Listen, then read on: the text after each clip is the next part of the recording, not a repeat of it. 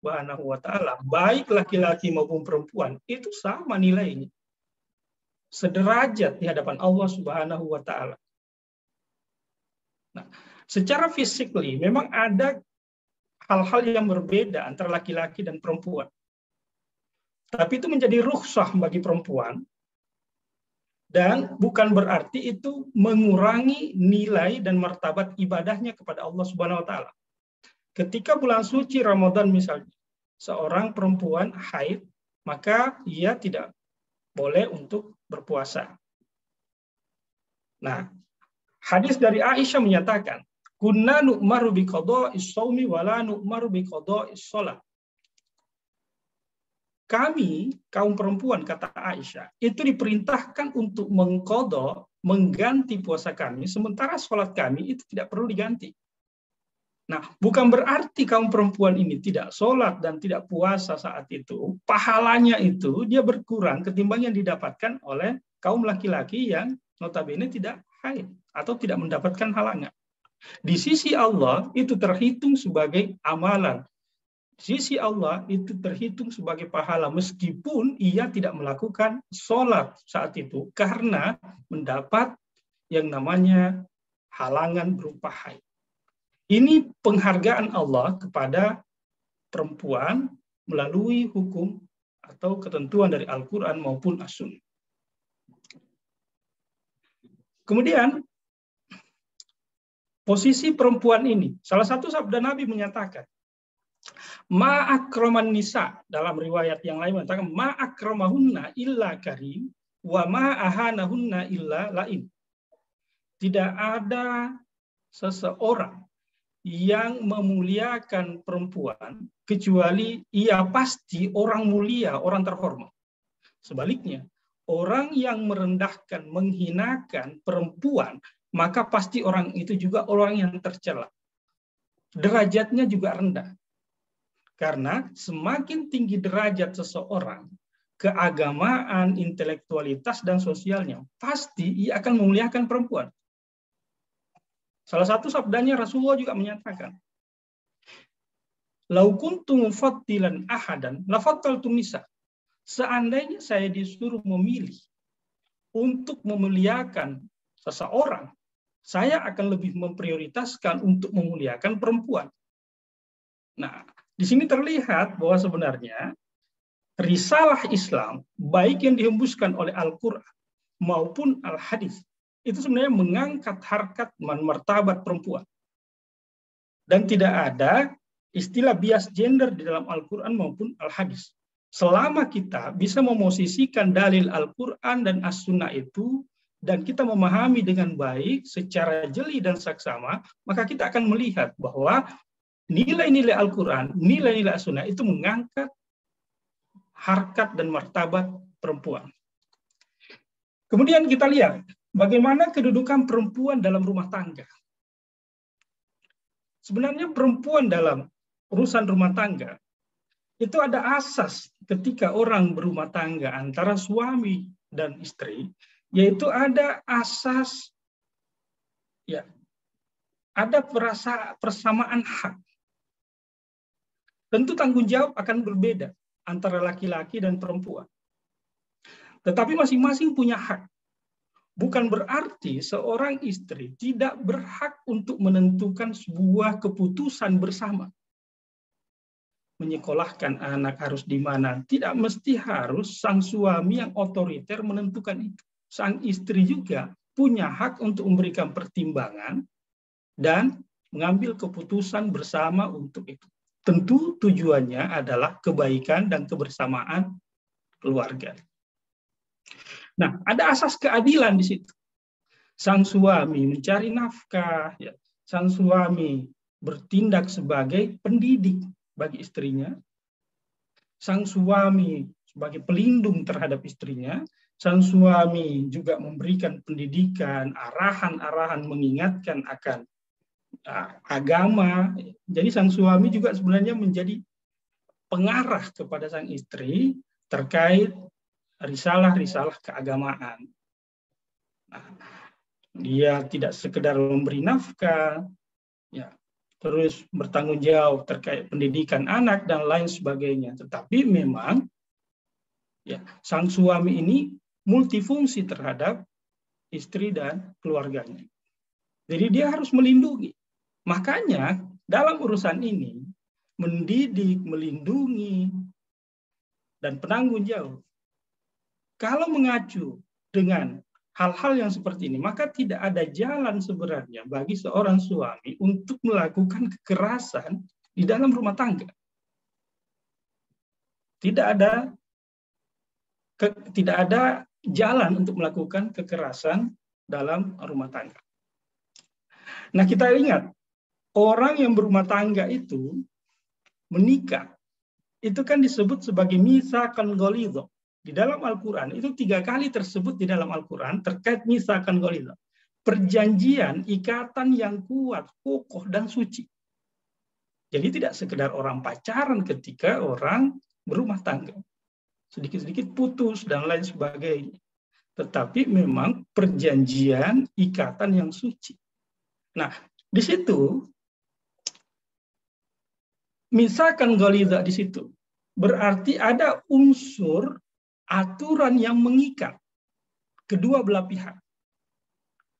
Sang suami punya hak dan kewajiban, sang istri pun punya hak dan kewajiban, dan tujuan mereka menyatu adalah untuk membentuk keluarga bahagia dan sejahtera. Itu tujuannya lembaga yang namanya pernikahan. Nah, pernikahan ini adalah sunnah Rasul. Makanya Rasulullah menyatakan, an-nikahu sunnati, faman raghiba an sunnati falaysa minni. Nikah itu sunnahku. Siapa yang tidak senang dengan sunnahku, ya bukan umatku. Dan menikah itu memang sejalan dengan nilai-nilai kemanusiaan seseorang, baik laki-laki maupun perempuan. Nah, inilah Islam. Jadi risalah Islam itu, poin-poin dalam risalah Islam pasti memanusiakan manusia. Sejalan dengan nilai-nilai kemanusiaan. Tidak ada risalah dalam agama kita itu yang bertentangan dengan risalah kemanusiaan kita. Tidak menafikan kemanusiaan kita. Tetap memanusiakan manusia, memanusiakan diri kita, memanusiakan orang lain, dan berlaku baik kepada lingkungan sekitar. Nah, tujuannya adalah membentuk keluarga yang bahagia dan sejahtera. Nah, ada hal lain di sini. Bahwa kita ingat ya, bagaimana pesan Rasulullah ketika putrinya, yaitu Fatimah, menikah dengan Ali bin Abi Thalib. Pesannya pertama, apa itu pernikahan? Pernikahan adalah kuasa Allah. Artinya itu sebenarnya sunnatullah. Pernikahan itu adalah juga atas izin Allah. Pernikahan itu harus atas spirit dari Allah Subhanahu wa Ta'ala. Jadi ada nilai-nilai ketuhanan di dalam lembaga yang namanya pernikahan.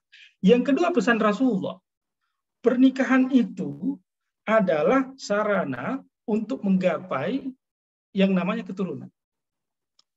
Tapi kita harus pahami, ini juga adalah anugerah dan ini juga amanah. Ya, bagi yang belum memperoleh keturunan dan sudah berumah tangga, ya mungkin Allah memberikan di sisi lain yang belum mungkin kita sadari. Ya, segala pemberian, segala nikmat yang diperoleh oleh seseorang, apapun bentuknya, Allah yang lebih menentukan, bukan berdasarkan pengharapan kita, tetapi berdasarkan keputusan Allah Subhanahu wa Ta'ala. Boleh jadi kita menganggap itu hal yang ringan atau sesuatu yang minim bagi kita, tetapi di sisi Allah itu terbaik. Dan mungkin ada hal lain yang dianugerahkan oleh Allah kepada kita, tapi kita juga tidak memahaminya atau belum memahaminya. Berikutnya, pesan Rasulullah menyatakan bahwa pernikahan itu menjadi jalinan kekerabatan. Bukan hanya dua pihak ini, antara suami dan istri. Inilah kelirunya beberapa orang, bahwa menikah itu hanya menghargai suaminya. Sang suami hanya menghargai istrinya. Mertua, iparnya, ponakan istrinya, sepupu-sepupunya, paman tantenya, dan lain-lain sebagainya, itu dia tidak hargai sebagai keluarga.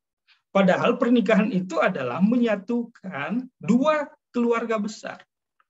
Jadi sarana pernikahan adalah menambah jalinan silaturahmi, kekerabatan itu semakin tinggi. Nah, berikutnya mengacu pada pedoman agama, ya, bahwa orang berumah tangga harus dilandasi oleh dasar-dasar agama. Tentu ada aturan-aturan yang mengikat seseorang. Ada rambu-rambu yang harus dijalankan sehingga tujuan berumah tangga itu berjalan dengan baik. Saya kira dalam Islam itu banyak sekali tuntunan-tuntunannya agar seseorang itu dalam berumah tangga itu menggapai yang diinginkan, terutama kebahagiaan itu. Mulai dari hal-hal yang teknis dan hal-hal yang bersifat psikologis dan seterusnya, itu ada rambu-rambunya ditetapkan dalam agama. Kalau kita buka di kitab-kitab fikih itu banyak sekali. Nah, kemudian ini kita masuk pada persoalan rahasia. Ya. Salah satu ciri seorang yang beriman itu adalah mampu untuk menjaga rahasia. Setiap orang ini, kita ini, masing-masing punya aib. Masing-masing punya hal buruk yang pernah kita lakukan.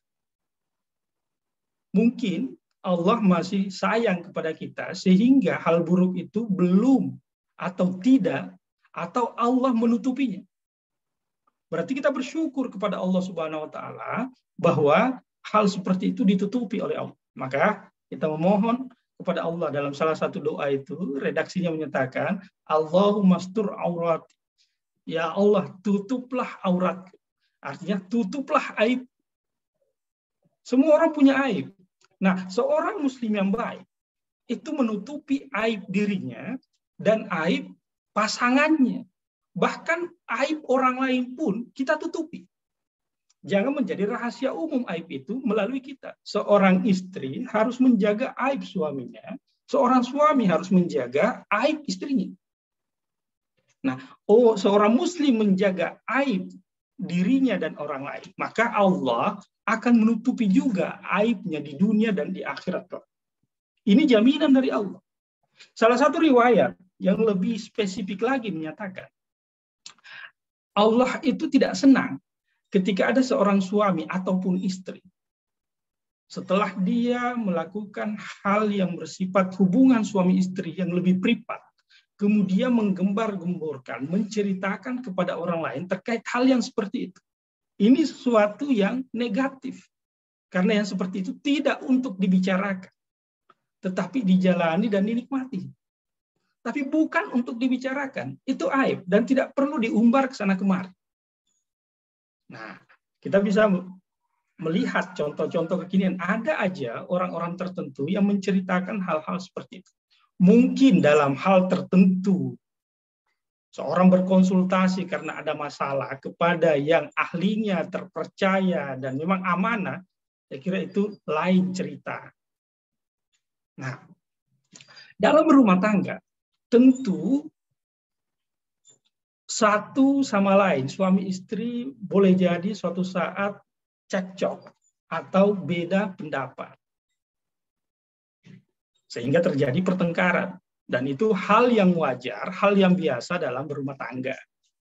Hal yang biasa, wajar dalam berumah tangga. Tetapi ketika terjadi pertengkaran itu, kedua belah pihak harus mengetahui, sadar betul akan rambu-rambu. Jangan sampai keluar kata-kata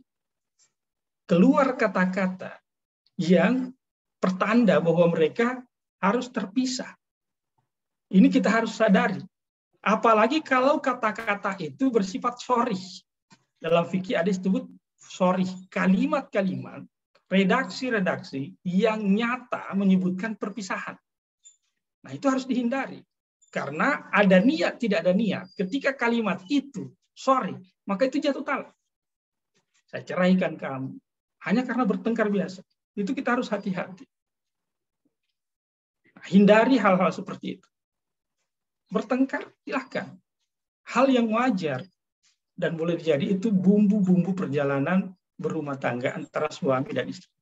tidak ada mungkin ya, boleh dikatakan tidak ada yang 100% tidak ada yang pernah silang pendapat antara suami dan istri. Kita bukan rasul ya. Kita bukan rasul. Berikutnya, ketika terjadi perselisihan, jangan sampai sang suami ataupun sang istri mungkin, ya, karena boleh jadi sang istri ini dia pandai bela diri secara fisik sehingga berbuat kekerasan kepada pasangannya. Begitupun suami. Yang besar kemungkinan ya suami yang melakukan seperti itu, melakukan kekerasan kepada istri. Itu hal yang tidak dibolehkan dalam agama kita. Ada yang bertanya, bagaimana di dalam Al-Quran ketika melihat bahwa pasangan, anggaplah istri, dalam posisi melanggar sesuatu yang melanggar, tidak disenangi oleh suami, dan memang bertentangan dengan nilai kontrak pernikahan dan nilai keislaman. Bagaimana menyikapinya? Dalam Al-Quran itu ada 3 ungkapan di situ. Dikatakan pertama, fa'izuhunna, berikan dia nasihat. Cara menyampaikan nasihat tentu dengan cara yang lemah lembut. Cara yang tujuannya mampu menyadarkan, mengetuk hatinya, bukan dengan cara yang kasar, sehingga tujuan untuk mengubah kepada jalan yang baik itu tidak disampaikan. Bukan itu maksudnya. Jadi fa'izuhunna, dengan cara nasihat-nasihat. Kita tahu cara pilihan kata ketika kita memberikan nasihat sang suami, kita tahu cara momentum yang tepat untuk menyampaikan nasihat itu. Jangan sampai mempermalukan di hadapan orang lain, di hadapan anak, dan lain sebagainya. Ketika cara ini belum terlaksana, belum mewujudkan hasil yang diinginkan, maka wahjuruhunna. Wahjuruhunna ini bukan berarti harus meninggalkan rumah. Ya, karena disebutkan fil madoji, bukan minal madoji. Fi. Berarti tetap bersama, tetapi mungkin meskipun dia satu kamar, satu ranjang ketika tidur, tapi itu tidak ada lagi canda di situ, tidak ada cumbu rayu di situ, tidak ada kemesraan di situ, maka mungkin membelakangi. Ini juga satu pelajaran kepada pasangan, sang istri. Kalau memang ia melanggar misalnya, bahwa perilaku suaminya dengan begitu, berarti ada hal yang dia tidak senangi, dan sang istri pun harus memosisikan diri untuk memperbaiki itu dan menyadari kesalahan. Nah, ketika ini juga sudah dilakukan, ternyata belum. Maka ada kalimat Al-Quran mengatakan wadribuhun, pukul. Nah, ulama berbeda pendapat, kata doroba. Apakah doroba itu harus sesuatu yang keras, menghentakkan sesuatu yang keras? Apakah menempeleng di situ? Tidak menempeleng, karena kalau menempeleng itu tangan ke pipi, itu dalam kosakata bahasa Arab ini disebut latoma, lam to mim. Kalau meninju itu wakaza, waw kaf za, tapi doroba. Nah, dalam agama itu memukul itu dengan cara siku ini tidak boleh terpisah dengan ini, dan itu yang disebutkan makna kata dari doroba. Ada juga menyatakan ada makna lain dari doroba itu. Ya, beda-beda pendapat. Tetapi orang yang sudah masuk ke proses doroba ini, itu pertanda bahwa suaminya itu sudah gagal. Sudah gagal karena ia menyelesaikan sesuatu dengan cara kekerasan. Nah, kalau dilihat tingkatannya, ya, fa'izuhunna, kemudian wahjuruhunna, itu kan semakin meningkat. Wahjuruhunna itu sebenarnya sudah maksimal. Wadribuhunna itu sebuah kegagalan. Dan kita merujuk kepada hadis-hadis Rasulullah, perjalanan hidup Rasul. Itu tidak pernah Rasulullah berbuat kekerasan seperti itu. Nggak ada sejarahnya. Bahkan ada orang yang pernah datang bersama ayahnya, seorang istri, mengajukan atau berkeluh kesah terkait sikap suaminya yang pernah berbuat kasar kepadanya. Rasulullah sangat marah, mengecam perilaku suaminya tersebut.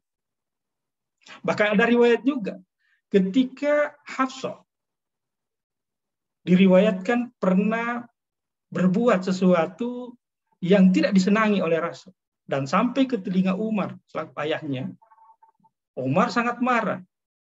Di hadapan Rasulullah, dia hendak berbuat kasar kepada putrinya karena berbuat yang tidak disenangi oleh Rasulullah. Rasulullah melarang. Ini pertanda juga bahwa perbuatan seperti di zaman Rasul, Rasul tidak pernah membenarkan yang namanya seperti itu. Nah, ada lagi ulama yang menyatakan bahwa wadribuhunna itu bisa diserahkan, tidak harus diselesaikan oleh sang suami, tetapi bisa diserahkan kepada yang berwenang atau pemerintah untuk menyelesaikan itu. Nah, kalau ini yang berlaku, maka pemerintah bisa aja membuat aturan-aturan untuk melindungi perempuan. Nah, di kita ada undang-undang KDRT, ya, ada undang-undang pernikahan dan lain sebagainya. Nah, ini hal-hal yang perlu kita pahami terkait dengan apa maksud daripada wadribuhunna. Jadi tidak ada rumusnya kekerasan dalam rumah tangga. Menutupi aib, ya, menutupi aib itu satu yang baik. Tetapi berbuat kekerasan itu sesuatu yang buruk. Nah, istri juga harus pandai-pandai untuk menghindari yang namanya kekerasan. Pandai menjaga aib, tetapi harus tahu juga pandai untuk menghindari yang namanya kekerasan di dalam rumah tangga. Dan sang suami tentu harus menyadari hal yang seperti itu adalah hal yang terlarang. Bapak dan Ibu sekalian, Rasulullah itu mencontohkan sebagai kepala rumah tangga yang baik. Ya, Aisyah pernah meriwayatkan sebuah hadis yang diriwayatkan oleh At-Tirmizi menyatakan, khairukum li ahli. Orang yang terbaik di antara kalian adalah orang yang berbuat baik kepada keluarganya, istri dan anak-anaknya dan anggota keluarganya. Terus Nabi melanjutkan, wa ana khairukum li ahli. Saya ini sosok yang lebih baik, ya, yang lebih baik di antara kalian. Bagaimana saya memperlakukan anggota keluarga saya. Rasulullah mencontohkan kepada kita dalam sejarah hidupnya sebagai pemimpin atau kepala rumah tangga yang begitu bijak, sayang kepada keluarganya. Dalam riwayat yang lain dikatakan, kana yakunu fi mihnati ahlihi, ai fi khidmati ahlihi. Jadi sepanjang waktunya Rasulullah itu lebih banyak kepada bersama keluarganya. Kecuali masuk waktu ibadah, maka ia meninggalkan rumahnya menuju masjid. Dan lain-lain sebagainya. Selebihnya ia bersama istri dan keluarganya. Nah, kita bisa lihat bagaimana dalam sejarah orang Rasul adalah orang yang sangat-sangat cinta kepada keluarganya. Seorang Rasul, bagaimana ia cinta kepada anak-anaknya, bagaimana ia cinta kepada cucu-cucunya Hasan dan Husain. Nah, satu hal yang kita kutip sebuah ayat dalam surah Shad, ketika peristiwanya Nabi Nabi Ayub. Ketika ia sembuh dari sakitnya, Allah memerintahkan wa khudh biyadika dhiksa wadrib bih wala tahnas. Jadi di situ dikatakan wadrib bih. Karena suatu saat waktu sakitnya tidak disebutkan di situ apakah istrinya atau anggota keluarganya yang lain itu meninggalkannya, kemudian di situ ia bersumpah untuk mencambuk istrinya, akan memukul istrinya. Ketika sembuh, Allah memerintahkan untuk mengambil batang rumput itu kecil ya, lembut lagi, sebanyak berapa banyak situ, kemudian itu diminta untuk pukulkan sekali kepada istrinya sebagai untuk melunasi sumpahnya, Di sini banyak pelajaran ya. Dia sudah bersumpah untuk memukul itu. Jadi untuk melunasi sumpahnya untuk memukul itu diperintahkan bukan dengan alat yang keras, tetapi dengan sesuatu yang lembut, yaitu rumput. Tidak disebutkan siapa yang melanggar di situ. Dan kenapa pakai rumput itu? Itu pertanda bahwa sesuatu itu tidak boleh menyakitkan pasangan. Tidak boleh menyakitkan pasangan. Yang lain lagi adalah, di situ juga tidak disebutkan apa bentuk pelanggarannya. Di dalam Al-Quran tidak disebut. Apa bentuk pelanggaran yang mau dipukul itu. Ada yang menyebut istrinya ya yang mau dipukul. Tidak disebut pelanggaran. Kenapa? Ini pertanda juga bahwa sebenarnya hal-hal yang tidak perlu orang banyak tahu terkait keluarga itu tidak perlu diketahui. Jadi jangan juga mengumbar sesuatu yang tidak perlu diketahui oleh orang lain. Tetapi kalau sudah bersifat kekerasan, maka seseorang itu pandai-pandailah untuk menghindarinya dan boleh bercerita kepada orang, pilih orang yang betul-betul bisa memberikan masukan yang konstruktif, menghindari KDRT itu dan melanggengkan pernikahannya supaya suaminya juga sadar. Pilihlah orang yang mampu, yang amanah, yang betul-betul solutif, mampu menjaga rahasia itu. Jangan bercerita kepada orang yang orang itu mungkin semakin memanaskan situasi. Ini hal-hal yang perlu kita perhatikan. Sekali lagi, bentuk kekerasan suami kepada sang istri itu berarti sebuah kegagalan. Dan dalam ajaran Islam, itu tidak dibenarkan yang namanya kekerasan dalam rumah tangga. Di dalam Islam, Rasulullah juga mencontohkan bagaimana Rasulullah melarang tidak menyenangi orang yang berbuat kekerasan terhadap perempuan. Berlemah lembut terhadap perempuan, itu adalah tanda keimanan seseorang. Berbuat keras kepada perempuan, tanda kehinaan bagi seorang laki-laki. Saya kira ini yang saya sampaikan, mudah-mudahan bermanfaat. Dan saya kembalikan kepada semua jamaah, semua partisipan, jika ada yang mau ditanyakan, silakan. Wassalamualaikum warahmatullahi wabarakatuh.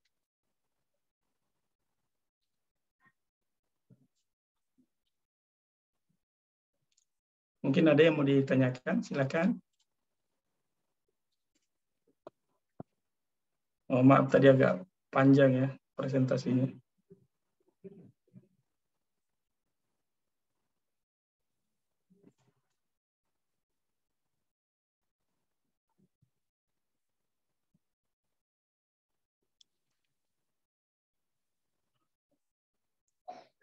Silakan.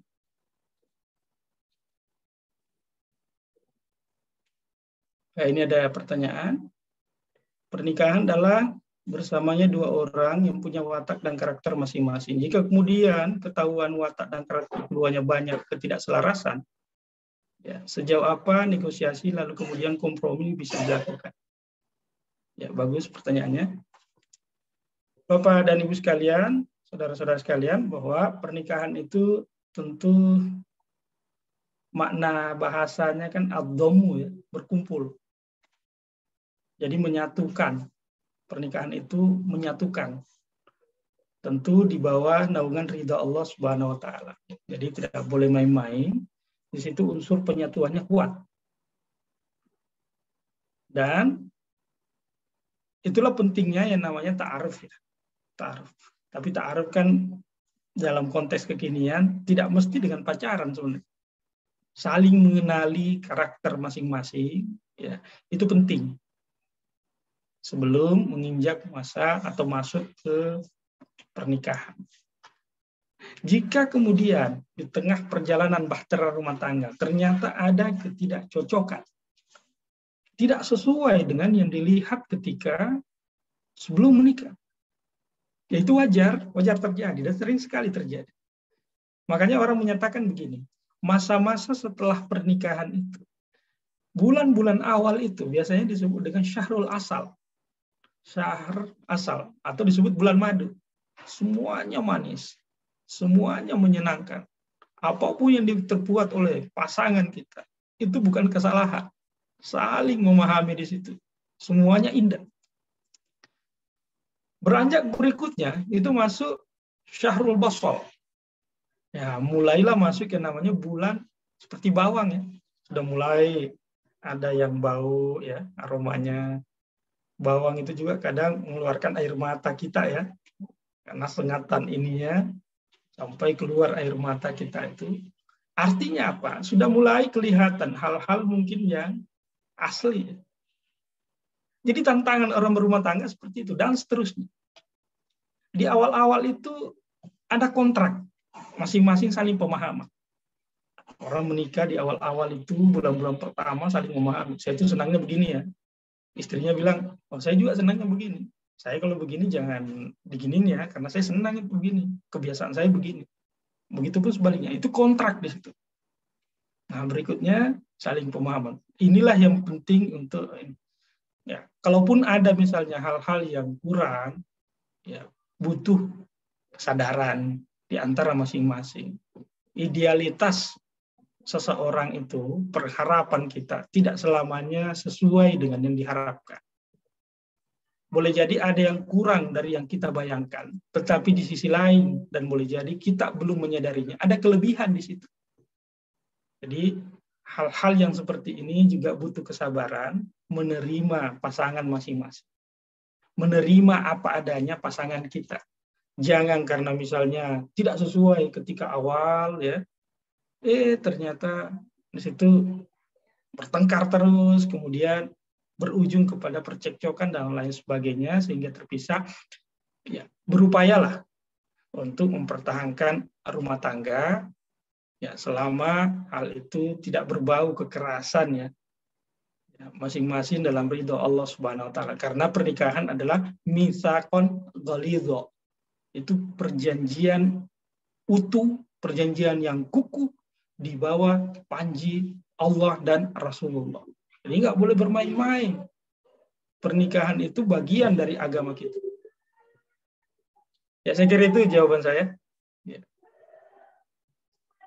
Ya, ini ada lagi pertanyaan. Ya. Apa ada batasan dalam menjaga aib seorang pasangan? Ditanya orang tua, jujur atau tetap dijaga? Wah, ini berat pertanyaannya. Ya. Menjaga aib itu sesuatu yang diperintahkan oleh agama kita. Menjaga aib pasangan. Hal-hal apa aja yang kita jaga? Ya, kebiasaan buruknya kita jaga. Tetapi kalau sudah melewati batas, ya, sampai kita harus korban secara fisik, misalnya karena kekerasan, itu juga boleh jadi sang istri mencari orang, menceritakan atau berkonsultasi, mencari solusi seperti apa, mencari nasihat dan masukan yang konstruktif tentunya kepada orang yang terpercaya, orang yang bisa memberikan solusi, yang bisa menjaga amanah. Itu hal yang dibolehkan. Itu hal yang dibolehkan. Karena kekerasan dalam rumah tangga itu yang dilakukan oleh suami misalnya kepada istri, sekali lagi dalam agama itu tidak. Karena dicontohkan oleh Rasulullah, tidak pernah Rasulullah berbuat kekerasan kepada perempuan. Bahkan di masa Rasulullah, semua yang berbuat kekerasan itu dan sampai ke telinga Rasul, Rasul mengecam. Rasul tidak senang. Jadi bukan berarti ada di dalam Al-Quran, itu harus terjadi. Karena ada kontekstualisasi makna dari kata yang disebut kekerasan daraba itu. Memukul itu. Konteks budayanya kita harus pahami. Dan bukan berarti menyelesaikan masalah harus dengan kekerasan. Justru ketika menyelesaikan masalah dengan kekerasan, itu pertanda minimnya keimanan dan kadar keislaman laki-laki tersebut atau orang tersebut. Nah, ini kita harus pahami. Berarti penyelesaian masalah tidaklah dengan kekerasan.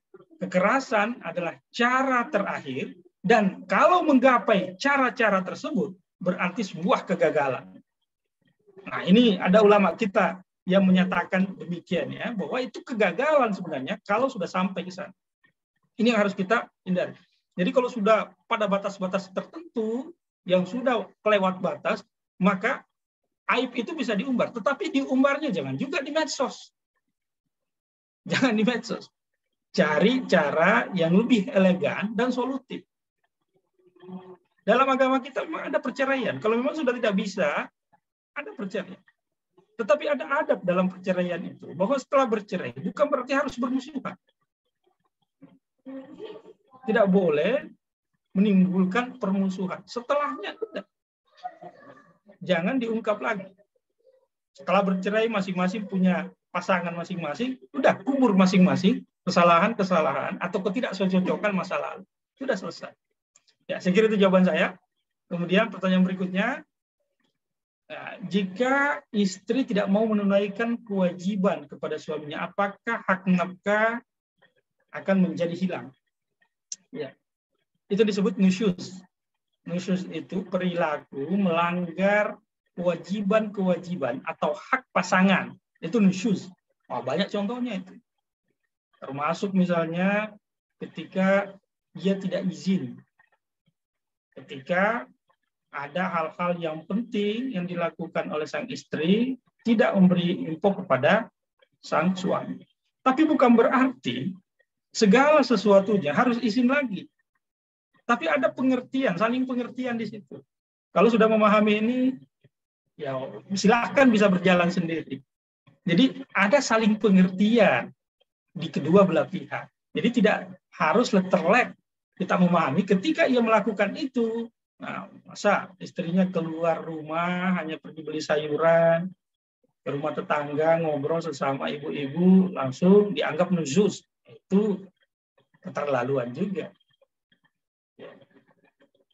Jadi nusyuznya harus memahami juga situasi kesepakatan, kesepahaman antara suami dan istri. Apa aksesnya terhadap wanita-wanita yang nusyuz, perempuan yang nusyuz? Dalam kitab fikih misalnya dalam Fathul Qarib itu ada ungkapan enggak wa yasqutu bin nusyuzi qismuha wa nafaqatuha. Nah, kalau misalnya dia istri pertama, istri kedua dan lain sebagainya, maka bagiannya itu hilang ya, hilang. Nah, bagian ini ada yang lain lagi, nafkah. Suami tidak perlu lagi menafkahi perempuan yang sudah nusyuz tersebut. Karena nusyuz itu sebenarnya dosa besar. Ya, nusyuz itu pelanggaran. Tapi ingat, suami juga kadang melakukan pelanggaran-pelanggaran terhadap istri. Suami juga harus tahu diri terkait kewajiban-kewajibannya dan menunaikan hak-haknya terhadap istrinya. Jadi ini yang perlu kita pelihara dalam relasi suami istri dalam rumah tangga. Kesepakatan bersama. Dan bukan berarti, ini sebagai tambahan lagi, orang berumah tangga itu memisahkan pasangan kita dengan keluarganya. Nggak boleh. Ada yang terlalu egois seperti itu. Seolah-olah setelah menikahi orang, menikahi anaknya orang, dia ambil betul anaknya orang. Dan memutus silaturahmi istrinya dengan orang tuanya. Nggak boleh. Atau sang istri seolah memutus silaturahmi, relasi anak bapak, anak ibu kepada ayah dan ibunya. Nggak boleh juga. Lagi-lagi pernikahan itu menyatukan dua keluarga. Jadi sang suami mendapat keluarga baru dari pihak istri tentunya. Sang istri pun mendapat keluarga baru dari pihak suami. Dan seterusnya. Jadi saling kuat. Saling memperlebar tali silaturahmi. Anggota keluarganya semakin banyak. Jadi nafkahnya hilang itu. Hak-hak nafkahnya menjadi hilang.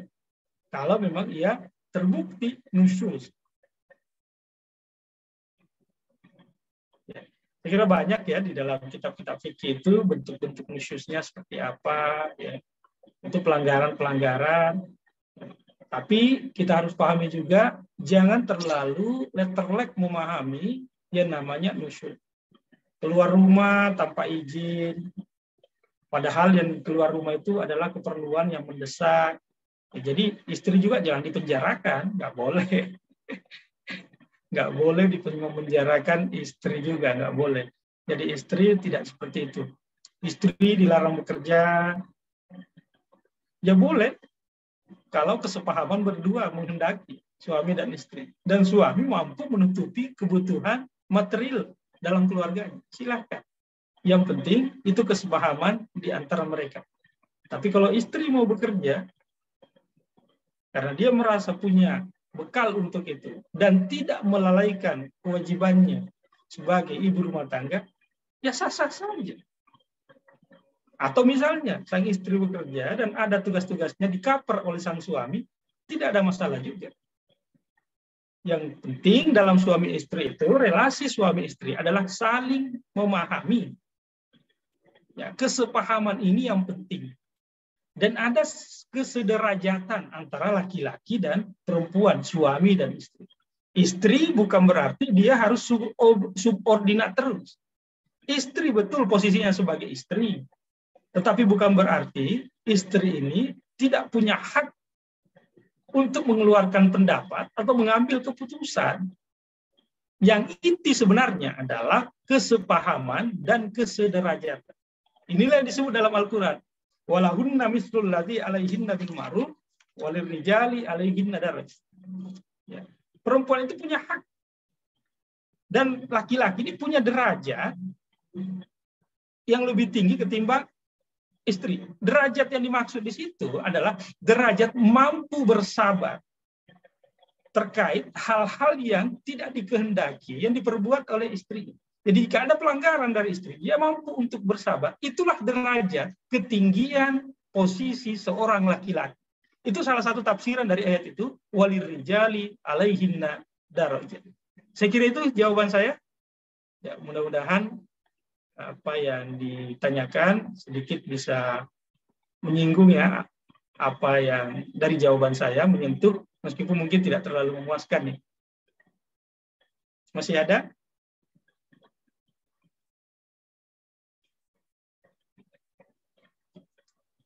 Baik, kalau tidak ada lagi, mungkin waktunya ya. Ya, mudah-mudahan pertemuan kali ini mendapat berkah dan saya secara pribadi memohon maaf jika ada pilihan kata yang mungkin tidak sejalan, tidak sesuai, atau mungkin ada konten substansi yang mungkin masih membingungkan. Dari saya pribadi itu mungkin kekurangan dari saya dan saya mohon maaf. Kita sama-sama belajar, kita sama-sama menambah ilmu kita, dan kita berterima kasih kepada Cari Ustadz dari Pusat Studi Al-Quran memfasilitasi kita seperti ini, berdiskusi terbuka ya. Mudah-mudahan Cari Ustadz ini terus bisa memberikan pelayanan ya, konsultasi keagamaan dan keseharian dalam menjalani hidup kita dalam keseharian ya. Kita sama-sama mudah-mudahan Cari Ustadz ini terus eksis dan banyak fitur-fitur kegiatan atau aktivitas dari Cari Ustadz ini yang diserahkan ya khusus untuk kita semua. Mudah-mudahan kita bisa mengambil manfaat yang banyak dari Cari Ustadz ini. Dan sekali lagi, atas nama pribadi dan atas nama Cari Ustadz, mohon maaf jika ada hal-hal yang kurang berkenan, dan semoga sehat walafiat semua. Mari kita akhiri dengan sama-sama membaca surah Wal-Asr. Bismillahirrahmanirrahim. Bismillahirrahmanirrahim.